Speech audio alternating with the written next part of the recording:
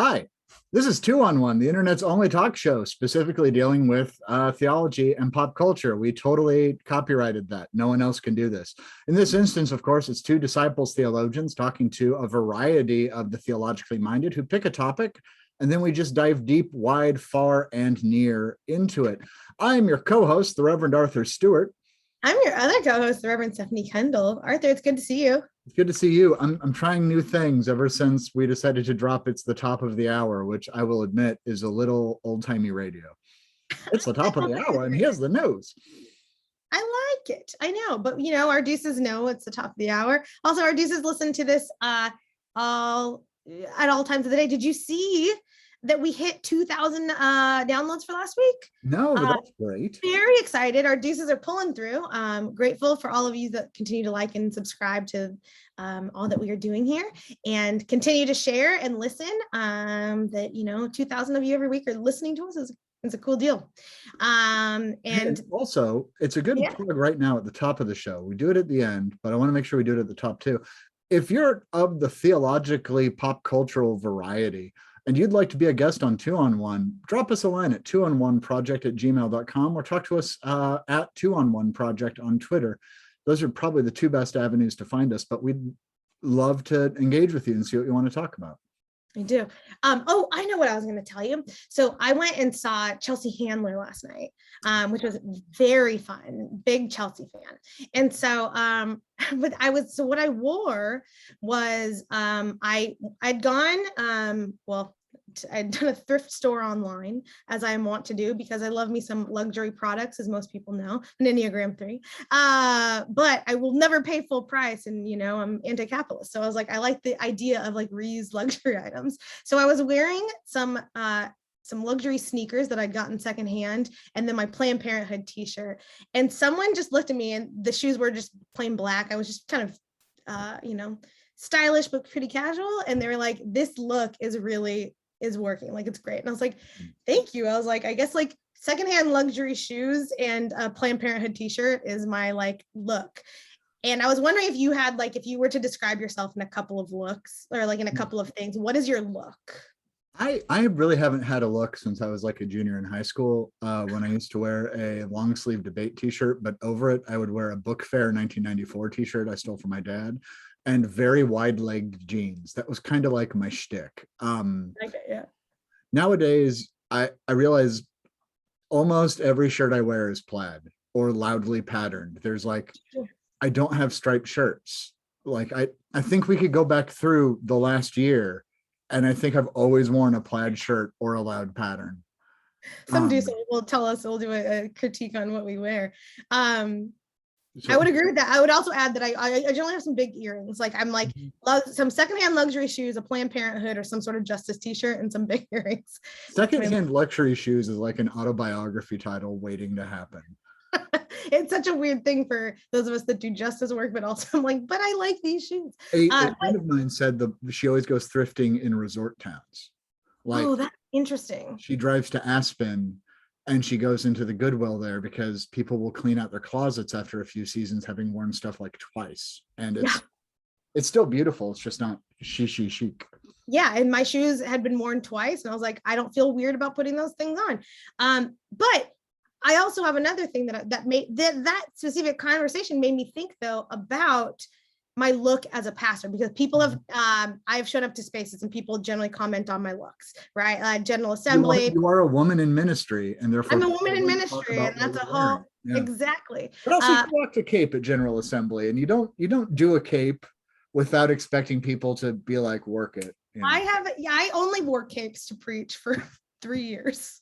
It was my look, and that was my preaching capes, look. Plural.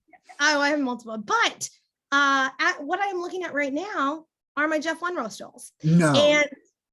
And then it's like I don't want to turn my computer because it'll unplug and be a thing, but I swear to you, that's what I'm looking at right now. And I now have two, which I love. I'm on a collection. And if I had to name part of my clergy look, it would definitely be I just generally kind of in all black with a Jeff Wenroe protest stole. That's that. When I robe and dress up, that's my clergy look. You know what? I have my rainbow clip crane stole, I have my orange crane stole, and I have my purple crane stole. I'm ordering a gold cranes on white because I'm doing a lot of weddings and I'm Yeah. just making that my thing. And I'm just gonna have to run the gamut because why wouldn't I run the gamut? Um, I mean, you buy 7, you get the 8th free. So well, and I am a 7 and I don't believe in not getting everything I can. So we're going to make this happen. Jeff Wonrow Designs, they're based out of St. Louis. They're a great group of people. Everything they make is quality, hand stitched, or sorry, handmade. I think they use like sewing machines. It's not yeah, I don't think they're hand people, stitching. but it's people making it. And it's exquisite and it's intricate and it's gorgeous. You can go to jeffwonrow.com, jeffwunrow.com, and you can check out a variety of stoles, paraments, banners, liturgical textiles, face masks, cope, chasubles, and even a mitre or two if you are thinking, I want to be the Pope of my Congregationalist church. Not me, but I do like I do like a good You're mitre. going to need a mitre when you do the rose. Let's not kid ourselves. I love all of this, but I love my Jeff Wonrow stoles. And so that when I was thinking about like, oh, what are my looks? I was like, that Jeff Wonrow is my look, and I'm here for it. And Jeff Wonrow can be your look too. Make sure to use the code 2-on-1, all one word, at checkout for 15% off your stole order, as Arthur just said, as you all know. And we share this every week, not because of anything. I mean, he's our lead sponsor. Yeah, not just because he's our sponsor, but yeah, because but it's because his stoles are really great. They're what I give to people for ordinations or as thank yous. And pastors and clergy in your life, they don't get thanked enough. I'm just going to name that. I don't care who you are not thanked enough. And this is Clergy Appreciation Month. And so if you are someone in a congregation or part of a congregation and you want to say thank you to the clergy in your life, make sure you head up and check out Jeff, who keeps dropping these really cool new looks too. Like Jeff, you can call Jeff and say, hey, here I am. Like, I have someone that is 5'6" or however tall they are, we're looking for this look, and they like listen and will design things for you in mind. It's really great. It is really great. So that's jeffwunrow.com, jeffwunrow. And I'm sorry, I was chatting up, I was putting out a message into the green room to let our guests know that, because I realized like what we do is we're like, hey, hold on for a second. We're going to talk for an indeterminate amount of time. I hope you're ready when we just suddenly bring you in. So this was a new practice of hospitality. But I'm going to bring in Mieke. I'm going to remind our listeners, jeffwunrow.com, pause the show, go to that website, or listen to the show, go to that website, your choice. Yeah. But our guest today is Mieke Vandersall, Reverend Mieke Vandersall, the principal consultant at Vandersall Collective and the creative behind Handmade Hook. Sorry, I was like, what is I was pulling it. Mieke, it is so good to have you on the show. How are you? What's going on, friend? I'm good. I'm happy to be here. I've been listening to some old Ani on my ways to and from work as I've been getting ready for this evening. So, it's been fun. Going down memory lane. Yeah. Me too. I texted Arthur earlier. I was like, today is all Ani. But Mieke, I know you very well. You're a good friend. One of some people I love here in New York City. But tell our listeners, our deuces, who you are, what you do, and where they can find you. So I am, as you said, the principal consultant at Vandersall Collective. We do work with progressive faith-based organizations and congregations around reimagining or planning and fundraising or raising and reaching or communication work. And so we're based out of New York and with consultants across the country. You can find us on our website at vandersallcollective.com. And there you go. I love it. I will plug your work. Mieke and I worked together in my first year here in New York, and she taught me things that I did not know I even needed to know that I use all the time. All the things we never learned in seminary. All the things, which are many, but especially around finances. So it's and things like that. The reimagining. Hey, we took like 5 history classes, and I don't know about you, but plenty of people have asked me to talk about early church heresy and orthodoxy. Thank you very much. Like 5. And I was 3 of them. Exactly. Oh, so but Well, I'm there's sorry, Mieke, I love my theological education. I refer to myself as the region's iconoclast, like that's my job. So if I'm making you uncomfortable, please just tell me to stop. I don't want Not at all. Okay. excellent. So we are talking to Ani DiFranco. Very excited. And it came out as a little bit of out of Mieke and I having a conversation about like, what are we going to talk about? Because as our DCs know, we let our guests choose the topic. So it's something that they are passionate about. Sometimes we are learning and growing and learning about the pop culture topic on the fly or in the new. But this for me was a real like kind of throwback. I was like, ooh, this is like, welcome back to, middle school for me. I know that we're gonna talk about intergenerational things in a minute. Yes, but, we are. Ani informed so much of the people that I listened to growing up and whatnot. But Mieke, why is Ani important to you? Why is this our topic today? Well, first of all, I know very little about pop culture. So let's start there. And my wife often tells me that that my musical taste kind of stopped in the late 90s, and she might be right. I don't know. If someone gives me something interesting from the 2000s, I'll listen to it, but she might be right. So, so I was trying to be present and, in the moment, and I'm just not. So there you go. So that's part of it. But also, I've just been thinking a lot about, I went to the Ani concert, Ani and Indigo Girls in Central Park a few weeks ago. It was fabulously fun. It was a total throwback and has me thinking a lot about earlier days and earlier times in New York when I feel like I was such a different person, and when I was in college and leaving college, and how much I've grown and how much her music actually reflects my relationship with the church, and the kind of the pain of the relationship with the church. So, so there you go. Love that. I went to go see I'm sorry, this is a side note. I went to see the Indigo Girls in Salina, Kansas. It was in this like rickety theater that was just falling apart. And it was one of the best live shows I've ever seen in Salina, Kansas. I mean, generally, It just happened to be in Salina. I know we usually talk about placing ourselves in it. I was a Ben Folds kid personally in high school. Like I cried when they announced they were breaking up after the unauthorized biography of Reinhold Messner. But the good news was Tori Amos and Ani DiFranco, and all of them were in rotation heavily in the 6 CD changer in the back of the car. Gosh, Tori Amos. I haven't thought of Tori. Whew. Mm-hmm. I popped on Ani radio as a like a the Apple Spot like kind of playlist, and then it was just like everything that I had listened. It was Tori, Ani, Alanis, Jewel, like just all the like those women from the like early to mid 90s that were so formative for.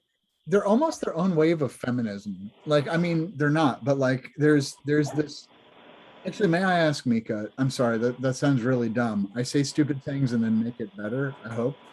How old are you? Can you at least place us generally in this? I'm 45. You're 45. Okay. I ask this because that means that you had said in college and that kind of thing.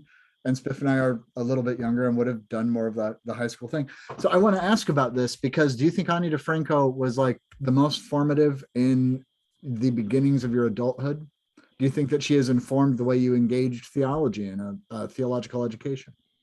If we can call college adulthood, then, which I used to do until I see my children, my friends' children going to college now, and it's like, oh, they young. I was that young. So yeah, I mean, as I was becoming an adult, or as I thought I was an adult, let's just say that. That's the good way to say it. Yeah. And I don't remember what the other question you had, but you had something. You said something. What'd you say? Did it inform how you engaged in higher theological education? Like, I mean, I will admit, like there's a streak of Ben Folds in my theology. I came into, seminary was a weird choice in hindsight and in foresight. Based on how you went through it with college and then going into the church, like how does Ani DiFranco, how did she inform that decision, if she did, and how has she informed it since? I think she was the antidote to theological education for me. Okay. So, and I needed an antidote in a big way during that time. So, life was very bifurcated, and she represented it. Yeah, that was good. She represented a side of me that desperately needed some air, and that the church was not interested in any way, shape, or form in engaging. So, around my growing understanding of feminism and around my growing understanding of colonialism and what the church and what this country has done to other countries and informing Christians in other countries, all of that. And then in my own sexuality, and my gender identity, I'd say as well, as I was working through that and what that meant and what that looked like. Like, she had words for me in ways that others didn't, I'd say. So as someone, I grew up outside of the church, as many people know, like I stepped foot in my first like worship service at 27. So like, I have these songs and these playlists that she's a part of that, are gospel to me, right? That spoke words in my formative years, that gave me language to identify who I was. And as I play them now in my adulthood, they often tell a story of how I am, who I am, how I see God in the world, and help me name God in new spaces as well, right? Like that. But it's hard for people to wrap their head around things that aren't necessarily like gospel text, right? Like people don't understand when I say, oh, Rent is a gospel for me, like without question. Like it is what brought me to beloved community without question. It is the song that I, Seasons of Love played while the laying of the hands happened for my ordination because of how meaningful it was. And so does Ani kind of do that for you? And should we be, as faith leaders now, because you've said that your musical taste kind of stopped in the 90s, mine did as well. Like, just gonna name that. I'm probably like it. There are worse things. Yeah, for sure. But I find it sometimes to my detriment that or maybe to others' detriment, that I haven't made space for other music in the way that people ahead of me didn't like my music. There's always that like, turn that thing, that music down, you kids, or whatever. But is there something for us to learn? I'm just thinking about this now, like, in music today that is informing these kids to make space for it. Because you asked like 20 questions in what you just said. So I'm going to take like the two that I want to respond to. Please do that. So how is it gospel, I think, was one of the questions. Or is it? Yeah. Right. So I've been thinking about that because when I was at the concert, when they were singing, both Ani and the Indigo Girls, when they were singing their songs that we all knew, like a bunch of dykes and queers that, that just like age 25 or 30 years, something like that. And, and like the energy came because we all knew the words and because we all went through a shared experience during that time. While we all had different individual experiences, it was a shared generational experience that was connected to sexuality and race and awakening, I think. And so as I think about the Bible, it doesn't really make a damn bit of sense unless you have an experience with it. So, like, it has meaning because it's been passed down. It has meaning because of a story that I read or I explored within a community and within a group of people. It's that same kind of thing. So, like, when they got up there and played their new songs and we were all like, oh, my gosh, can we just, like, I know you have to do this. Can we just be done with this so we can get our sing-along on? Like, it was interesting. And yet, at the same time, the songs were new, just like the gospel is, right?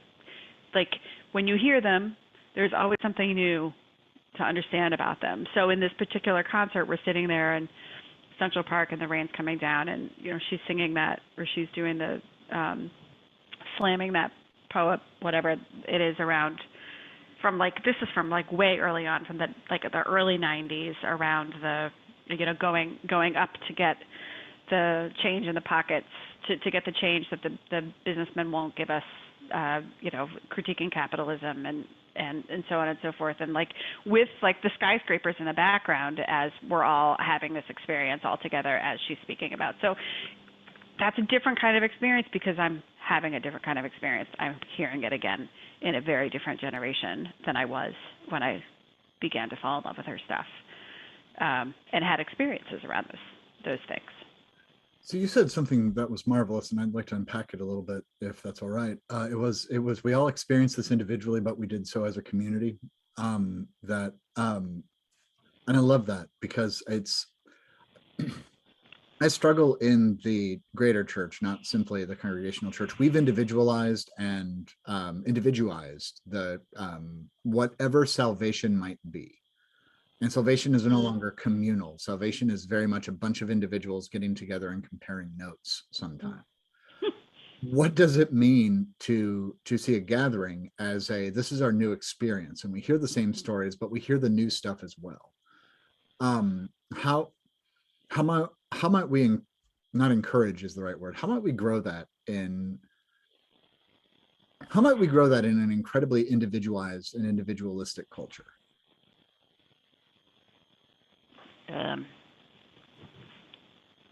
Was that an Arthur question? Did I just Arthur it? I didn't mean to. I'm sorry. That was probably broad. Well, I think that the answer is in the question, and that's probably the biggest challenge that we have as a church right now. That not the biggest. That was a big sweeping. Talk about the biggest sweeping generalization, but this idea that we individually. That my individual need is greater than our collective need. It seeps into the church in ways that is pretty much not faithful, where we're talking about our individual wants, which I don't really care about. I care much more about the collective need. I mean, how do we do that? You got me. I mean, I have my ways as a consultant that I lead people through processes and so on and so forth, and sometimes I'm far more successful than others, and sometimes the Spirit really moves in beautiful ways, and but it seems like the Spirit is palpably moving in places where there has already been a bit of a collapse, and there's been an acceptance of that collapse to be able to reemerge from. An acceptance of collapse. Yeah, I like that. So I was listening all day, as I was saying, just kind of cleaning my house and listening to Ani. And Little Plastic Castle, I think, is probably what plays most if I have to, if I think of a song, right? That very much was this, it came out, I believe, in middle school for me, but it was right around the time when I was allowed to start picking my own music, right? Because until then, especially in the 90s, you're stuck with whatever your mom's playing in the car or whatever, and so I had Little Plastic Castle. I bought it with my Alana CD, and it was just those really awesome women doing some music that was speaking to who I think they were speaking in a manifestation way into who I would become in lots of different ways. And as I think about that and think about how those records got produced and the people that made them possible, you see kind of two very different paths, one going more in the traditional big studio way. And then Ani has Righteous Babe, right? So she puts out her own label. All of her stuff is, she owns it. And as someone who is consistently, I do a lot of denominational work and things like that. And I'm within the systems and also trying to deconstruct the systems. Has that understanding of this informative person in your life who did their own label, informed your understanding of, you know, what we have to be tied to denominationally, and or should it or can it? That's a super great question, and I think the answer is no. But it's just because I hadn't thought about it. Like maybe it got in my psyche somewhere or another, but I hadn't really. I mean, yes, she did create her own label, and she wasn't represented by people, or maybe she was represented by people who hurt her, and that's why she created. I don't really know the story behind how Righteous Babe came about, right? But I mean, I guess she's an entrepreneur in her own right, which I hadn't really thought about till now. Yeah, No. I was just doing a little, I will name, I also didn't, you know, you and I had talked a little, and I was like, Ani was in rotation, but wasn't the first CD I pulled, right? Like it was like Right. for me. And so she informed, everyone knows I'm a big Brandy Carlisle person, and like that is, you know, that's that kind of generational tree, that lineage, that kind, you know, they all, you know, are tied to each other and seek to inform each other. And as I kind of read about everything that I was learning about Ani DiFranco for this interview or this conversation, I was like, oh, that's really interesting. And It is. If we start to tell those types of stories more, right? Like that this woman is still around, because so much of the conversation is you need to play within the structural bounds to be sustainable and keep going. And that's true for some of us and not true for others. And I don't know that we lift up that story enough. So one, here's me lifting up, you know, y'all go look it up. That's a cool thing. And also, it's not that I think denominations are bad. I just think that by any means, I just think that there's something, it's okay to question it, right? If it works for you, it's okay to let it work for you. And if it doesn't, it does not mean that you are any less called to do the work that you were called to do. Right. It's this question of what's sustainability, what's the goal? Like what is the goal? Well, and interestingly enough, so with Righteous Babe, I had to look it up because I thought I had read it and I was right. Righteous Babe, Ani DiFranco just is anti-corporate. So she just started distributing her own stuff because she distributed her own stuff. There wasn't any controversy. She just never sought an album. It was called Righteous Records. She changed it to Righteous Babe Records when there was already a gospel company called Righteous Records, which I have heard this. Yeah. In 2000, she bought a enormous 18th or 19th century Methodist church that was going to be demolished in the city of Buffalo. And that's the headquarters. They've converted it into a 1,200 seat venue. Yeah. So if you want to talk about finding new ways to make the church work. Right. Right. That's great. I just think, yeah, what a great story as we, I don't know, we have so many new people coming, you know, we've gotten to know a lot of people on the show over the years, and it's been years now, which is interesting. But we have, you know, I just watch these new pastors come into systems that they just are trying to push against, and people are trying to push them back in. And we need them in the system because we need people in the system to deconstruct the system. And also some of them just aren't going to fit. And I want to figure out how to say, and go start your label. You will still be successful. We will still be there. And we don't say to them, we still hire people for positions rather than build positions for people. And it's such a waste of talent and energy and capability. We hired the associate minister in our congregation. I insisted on saying she's really good. Let's build it as let's build up something and make it happen, instead of we have to make things exactly as they are. And she has to fit into this mold. I'm sorry, somebody walked into my office and I didn't want him to be embarrassed by beginning to talk to me. That's why he told me to do this. And I think we need the outliers who break the system, like Ani DiFranco.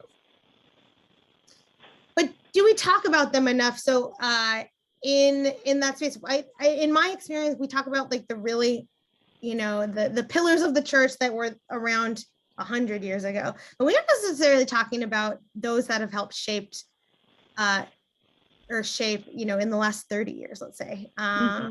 Like in your experience, Mieke, and what are your thoughts on like, how can we better, especially within the church or for people of faith, talk about the revolutionaries amongst us now?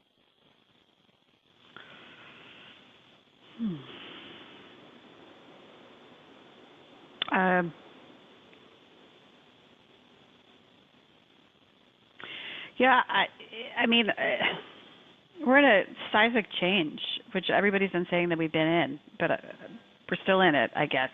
It's not like it hasn't happened. I guess COVID's kind of sped it up a little bit. And I really wish that we could engage more in some redistribution of wealth and accrued wealth that we've gotten in pretty troubling ways, but don't really talk about that. And if we were able to see the incredible resources that we do have and use those for Jesus's revolution, and let go and allow some crumbling to happen, knowing that resurrection's a thing that we actually preach about. I mean, I'm in a place where I'm not into tinkering any longer. Tinkering doesn't work. I tried. I really, really tried. It doesn't work. But I don't know how far down we have to get in order to be able to do something besides tinkering. I think we have to die. And I also don't know how much that's a white church problem, too. You know what? That is fair. I'm going to speak from the perspective of the white mainline Protestant church. I think we have to die. Yeah, I don't really know anything else very well. So I realize that I've often talked about the church like I know the church, and I don't actually. I know my segment. Yeah, that's a good nuance. I don't think that 211 we have actually named that off as often as we probably should. Just the perspective from we say the church, even in our promos that or things that we send out to our guests. It says what does Ani DiFranco have to teach the church? Well, lots of different things, but depending on what part of the church that you're talking about. Yeah, fair. I think that's a really good nuance, and really good understanding, because I think that there's something to the what is it, every coffee shop in every city, that there's every church in every city, that we very much operate and understand ourselves in the same ways, and yet what does it take for us to not be there, right? Like to pull ourselves out and say, no, we're going to do something new, because this revolutionary Jesus, this revolutionary people that we are called to follow and emulate, do so on the move. That there is something that connects us all, that is recognizable in it, and yet if you don't say, and yet here's the specialty here, here's the need here, we don't do just it's tinkering, as you've named it. It's really just kind of a move the dial here, drop this new person over here, but it's not actually the change that I think that we are taught. I think some of us, in conversations with some friends, have felt a little stuck, right? We're a generation of especially women that have grown up on these songs, like I'm not a pretty girl, things that are just like, we're told when we were young that we want to be pretty. Oh, aren't you lovely? And yet we have these revolutionary ballads, battle cries, hymns, for lack of a better space, that say, and yet that's not who we are, right? Like it's not who we were called to be. We're so much greater, and yet we're stuck, right? There's a little bit of stuckness in that tinkering way. Yeah.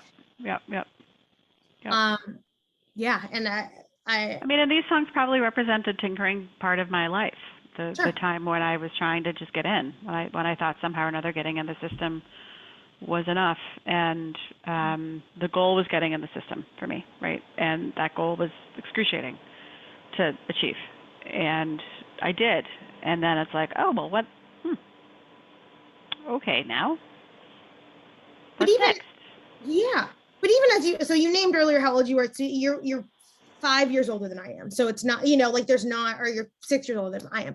It's not a huge generational gap that we tend to talk about, where it's like, we think about like the waves of feminism and thing, right? But like between different experiences of a couple of years, that we have moved into, like that there are such changes in in what people have gone through to make way for other people to have it a little bit less hard. I think what Ani has done and continues to do, and why I think this conversation is still relevant, right? Like, why is the conversation or the question can be asked, like, you know, her first CD came out in what, 1990 or something like that, you know, like, why in 2021 do we still need to talk about her? And it's because, in my experience and opinion, that what she did is still changing what we are doing.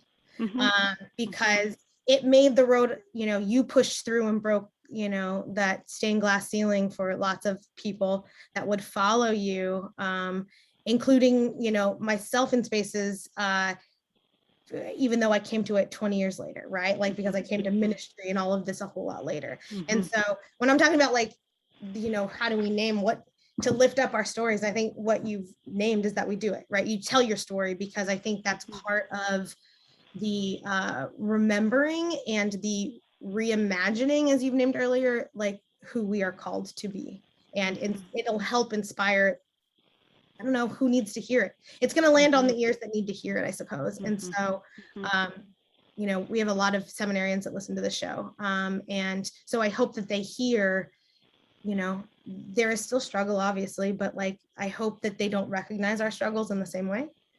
Yeah, and I don't know what it's, you know, the church will not save you. Nope, the church won't even love you back. The church will not love you back. The church doesn't actually so much care about you. So, like, if those are the needs that you go into ministry with, you need to do some work. And those were the needs that I went into ministry with, and I had to do some work. You know, so, and then coming back, I mean, but that's the sacred journey, coming out of that on the other end. And that's where you find your actual vocation, I think. You know, I'm stealing from the Enneagram journey, particularly the teachings of Suzanne Stabile, but she calls Enneagram work solitary work you cannot do alone. And you know, we talk about it with Ani DiFranco in this beloved community, and going back to, we were all individually in it, and we gather as this community, and how we come back together. If I could talk from the perspective of queer clergy for a moment, I mean, you know, I've told one specific person the reason I was able to be out in both callings now as a solo or senior minister is because there were people before me who had to have all of those stupid fights and deal with all of that goddamned 1 Corinthians 6:9 and you know, explain what arsenicoia is for the 8,000th time. I've only had to do it 4,000 times. I hope the little gender diverse pansexuals only have to do it 2,000 times. And some days I hope we just skip over chapter. No, I like chapter 6 of 1 Corinthians, but like that verse, let it go. I don't know. Or just understand that stupid context it's in, so that we don't have to keep talking about it that way. Right? You know? We should definitely not engage in cultic prostitution because it's exploitative. Not saying sex work is exploitative, but there's probably some slavery issues with cultic prostitution. Yeah, and in some places, sex work is exploitative. So it just depends on what's going on. It's as if there's nuance. Context. We just can't simply say, oh, you know, only Siths deal in absolutes. So yeah. So well, yes, Arthur. No, you first. No. Now I'm curious. Yeah, I know. He's got that. I've learned to read Arthur's face of like he's got a question brewing, and I'm like, let's get to it. I'm excited for it. I really like the song As Is. Like, that's my favorite Ani DiFranco song, and it's because of the lyric, "Just give up and admit you're an asshole. You would be in some good company." And especially on Little Plastic Castle, the way she says it is just. I must have listened to that song 1,000 times. Yeah. I didn't surrender and admit I was an asshole for years and years and years afterward. But having done so, we talk about death, and we talk about getting the pocket change from whatever institution we are in, and breaking ceilings and everything else. There's something to be said about surrendering not to the powers that be, but surrendering to fighting the powers that be on their terms. I think I want to veer into the third way, Ani DiFranco and nonviolent resistance. but I don't know if I have a question, but I know that rarely stops me. Huh. You both look. Are you? Well, so my thing on it, of course, I mean, drawing from Wink, it's you can't beat violence with violence. The people who are violent invented violence. Like, we're never going to overthrow the United States military with an armed revolution or armed insurrection because they have all of the arms. No matter how many guns we sell to each other at gun shows every weekend in Century 2 in Wichita, Kansas. Sorry. And then we're all quite damaged at the end anyways. So And then we're who all quite actually damaged won? So what does it mean to be a truth teller and to have this, and I say alternative in the completely 90s sense of the word, to have this alternative community of people with alternative lifestyles who have rejected perhaps the mainstream because the mainstream, A, doesn't have a place for them, and B, doesn't work for them anyhow. Which is, chicken and egg. Yeah, I mean, if going lyrically, if you look at Little Plastic Castle and the lyrics around wearing lipstick and then everyone deciding the day that you wore lipstick, let's see, people talk about my image like I come in two dimensions, like lipstick is a sign of my declining mind. Like what I happen to be wearing that day, the day that someone takes a picture, is my new statement for all of womankind. I wish they could see us now in leather bras and rubber shorts. So that lyric, I mean, in my ordination process, like it was really fascinating to me what side of me I would show to my ordination committee and what side of myself I would show to that community, that underground community that you're talking about. Or you didn't use underground, but you said that's where I went. So about zine. I mean, let's go full 90s here. Yeah, right. And those were the times that I was listening to this when the queer folks were getting together secretly in secret places where we couldn't say where we were because we were too scared that we wouldn't be able to find employment. And yet we were committed to this institution in ways that I wonder why now. I do wonder why now. It's more than call. There's something psychological about it. And not pathological, but there's something interesting psychologically about it, right? That we all found ourselves in those places. But I mean, the absolute dichotomy of how I would dress myself up so that they would accept me in ways that completely negated my true humanity.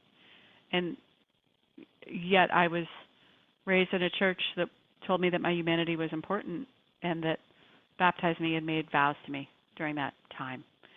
So, which then were negated, right? So there's lots of negating happening. Like they weren't living into their baptismal vows at that point. And so what she did is she talks about both sides of these communities that I had to maneuver my way through and somehow or another keep my sanity in, which was very challenging at that point because it does really mess you up. Right. As you know. Hey, code switching is just something we learn. Do you do the thing where if you're in a room, you immediately know if you should say spouse, wife, or partner? I've stopped that. Oh, good for you. I did it for a long time, and especially when I was just ordained and I was in rooms with committees, and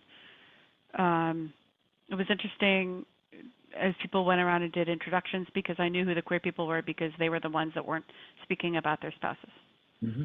So the only people who, I'm, Mary Lou, and I have 2 kids and a wonderful husband, whatever not, and I'm Joe, and I love my work. Okay, we'll have dinner afterwards. Yeah, I'm begging you to let me stay here, even though I'm called to it, and you have called me to it because there is apparently this great flaw that I can't live without and be fully human without, but you don't want that. Yeah. Well, this makes me sad, like good sad, but sad. I'm trying to name feelings nowadays, Mieke. So Excellent. yeah. Well, thank goodness we had other people reflecting our lives back to us through music. So yes. Spiff. No, I'm really appreciative of the conversation that you two just had and allowed me to and are allowing us to listen to, because I think it's important and a part of our shared history. It is not, I mean, like it is, we don't want to claim that as part of as the church, right? Whatever that means, that we have forced so many of our called people into those spaces, and that, you know, like we don't claim that as part of the history of who we are, but it is, and it's important that we name that in these stories for those that are willing to share them, because also you don't owe any of us any part of you that you don't want to share, and that, you know, maybe hard to share or that have harmed you, you know, like you don't owe that the church or whoever any of that. And so I'm really grateful that both of you have shared in that way. I only had one more question, but I don't know that it ties to this. Well, I think I have two. So one is, I found a lot of joy in the rage.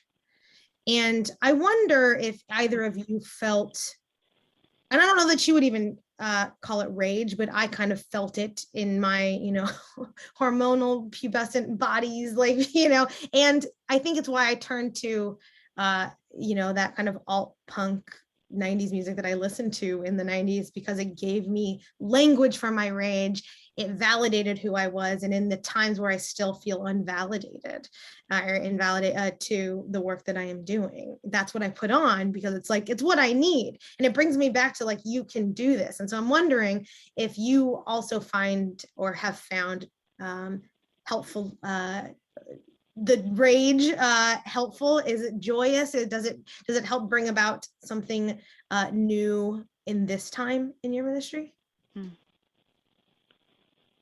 I mean, I think personally, like, rage became more of an addiction to me than a place where I found joy. And so even today, I had a conversation that made me very rageful. And I thought to myself, you know what, you have a choice here. You can stop engaging, because this is only hurting you and this makes you feel pretty crappy and really sad. You could put that boundary up. And I was like, who is this? So, you know, so I did, and I said, I'm sorry, I can't help you any longer. I can't do it. My body's just telling me I can't do it. And before, I would thrive on that. And it was very productive. I got a lot done. I can imagine. But not joyful. No. Helpful, important, part of the process, all the things, not joyful, personally. You know, the rage thing, I think in that I've realized rage is something that has to be worked through and worked on, as opposed to, because I'm somebody too who would jump on the rage train and like get shit done. And like, there were 2 years of my life where I was nothing but angry, and I came out of it with the best GPA of my life, acceptance to grad school, and an ulcer. Yeah, exactly. And then, you know, the drinking began, which was helpful for the GPA, the grad school, and the ulcer. But I think it's more of respecting the paradox and using rage as a warning symbol or a warning signal. Like I was fiercely, deeply annoyed with my daughter all morning. And I finally had to stop and say, what is the rage, and unpack it and unwind it. And funnily enough, I'm listening to Little Plastic Castle. So I'm also getting like these echoes of being 16 and angry all the time. Yeah. Today's been a weird day, but a good one. I guess that's an Ani DiFranco day. I don't know. Yeah. Listeners, if you're like, wow, the energy is a little weird today. Yeah, it is. It's different, and it's good, and it's holy. I like it. It is. It really is. I'm going to ask my last question, and then that has come out of this time, and then we can, I mean, it doesn't have to be our last question, but you know, whatever. But so in prep for reading, you know, I read, I think it's a Vice article from like 2017 that talks about Ani is, you know, she was making she pulled out of a magazine shoot and had done all these things, and had talked about how her life now as a married woman, or I don't know, and like has children, and how there was some pushback against from her kind of those core fans from back in the day that felt that she had a little bit of, I guess, betray them. And she was just like, I've stopped trying to please everyone. Like, I can only do what I can do. And I found that really insightful. And I'm wondering, as you were both sharing, what made me think of this is, that we're all looking back on how much we have grown, and some of the music has helped us mark those times, and the ways and the spaces and all the ways in which we've grown. And does music do that for you? Does it help remind you of the spaces that you have traveled, and or does it kind of hold you back into spaces of, oh no, this is where I was then, and that should be left there? No, it absolutely helps give me perspective and a little bit of pride also, probably. Yeah. I'm trying to do this whole person thing where the 17-year-old or the 7-year-old or the 27-year-old that I was is still like in this. I know that you're going to say, well, every 7 years you completely regenerate. I hear you when I'm doing this kind of stuff, but like, I am the same person, and God willing, when I'm 47, maybe I'm going to be like, hey, it's my brain not working. How about you, Spiff? Maybe I'll be over this brain problem that stops me from talking. No, it's a both and. I think that I have a lot of weird stories, as Arthur likes to bring up, of like people I've dated, people I know that are tied to lots of pop culture moments. Which you will never share on these shows, but because that's not what the show is about. But they tend to trap me in some of my worst traits. That's why I don't share them. It's because like I didn't always make the best decisions that got me into these stories that are kind of silly. Yeah, no, I hear that. And sometimes songs do that for me too. Because songs take me back in time to a moment in life where maybe I was my best self or maybe I wasn't. But and so like, how do I hold tension for the both? Like that person that I was, and hold. I think, Mieke, you named it as pride, and I really like that. I appreciate that like I can hold on to that. That's not who I am now, and so it's a hearing that same song for the first time.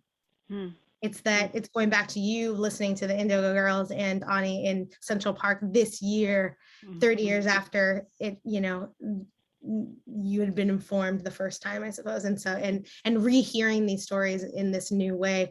And I think that that's really what is at the heart of who we are as people of faith, and the gospel message, that if we can continue to hear the good news again for the first time, as a marker of the music of our lives, then we will move forward well, and communally and individually, as worshiping body and as the global community that we were created and called to be.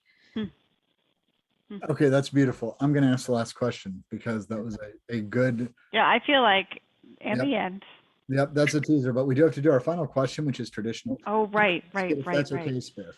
I'd like to try something new today. Do it. Okay. Yeah. Of course, we have a traditional last question that we ask all of our guests on 2-on-1. Thank you very much for being with us today. The question is, what character, story, parable, theme, something from the Holy Bible speaks to, of, at, with, or for Ani DiFranco? I was supposed to prepare this answer, wasn't I? I was. This is the only question we had prepared. Oh my gosh. Would you like? You want us to go first? Yep. Yeah. Yep. I'm going to go with Melchizedek. Melchizedek's my favorite character in the Hebrew Bible because in the story of Abraham, there's this guy who's just like, oh, also, I know the Most High God and I'm one of his priests. What's up? You good? And Abraham's like, I'm Yahweh's #1 dude. And he's like, oh no, I've got the miter from Jeff One Row Designs. Like I'm ready. And Abraham's like, wait, what? and I've always taken the Order of Melchizedek to be like friend of Dorothy. Like, oh, don't worry about him. He's part of the Order of Melchizedek. Oh my gosh, I love this. And I'm gonna say that that's as Ani DiFranco is part of the Order of Melchizedek. Oh, I love that. That's so I good. love it. Okay. And you know he wore a cape. Just throwing that out there, Spiff, just for you. I know.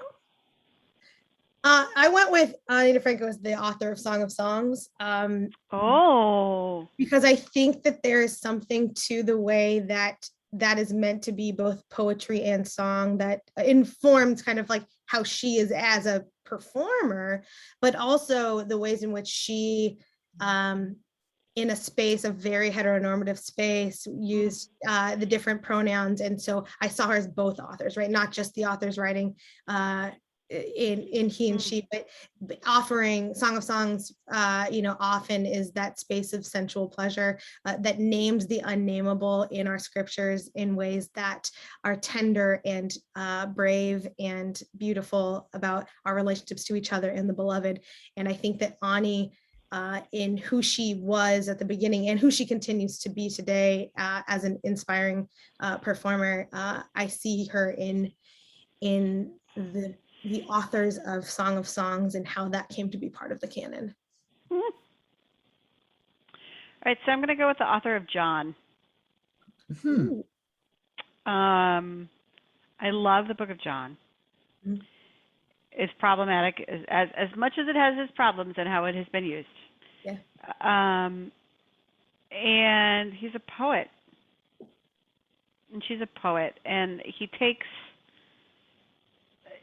like the mirroring of Genesis 1 to John 1 is so stunning to me, and the really careful choosing of words. And I feel like there's a parallel to that with her as well. So there you go. I like that. I like that too, yeah. We could paraphrase, you shall know the truth and the truth shall set you free with. May as well just admit you're an asshole. For reals, yeah. And on that fun note today, Mieke Vandersall, thank you so much for being with us today on 2-on-1. Real pleasure. Thank you. It is great. And I'm just going to throw out that we mentioned Tori Amos, and if that woke something up, like we could totally do like girl power with no I and many R's from the 90s. If you were ever interested, you're always welcome here. We're glad and thankful that you were with us. Hey, thank you. Spiff, I did that last question. Do you want to do that Jeff Wunrow plug real fast? Sure, absolutely. I have a stole from Jeff Wunrow. Get out of here. Is it the best? I know everyone does, but if you don't, you should. It's a beautiful stole. It was made just for me. It's gorgeous. That's what I always say. He does everything. He's so good at the customization. Like he's part of like how we formed that last question of what biblical thing, because it's like he listens to you. Like he's part of the ongoing conversation. Really beautiful what he made for me after listening. Yeah. I just want to note that this was not planned. We did not say to Mieke, hey, join with us in this, but that's better than anything we would have come up with. So thank you, Holy Spirit. Thank you, Mieke, very, very, very much for joining us today. We will be back next week with another episode of 2-on-1. And until then, deuces. See you later. We need a catchphrase. All right. Thank you.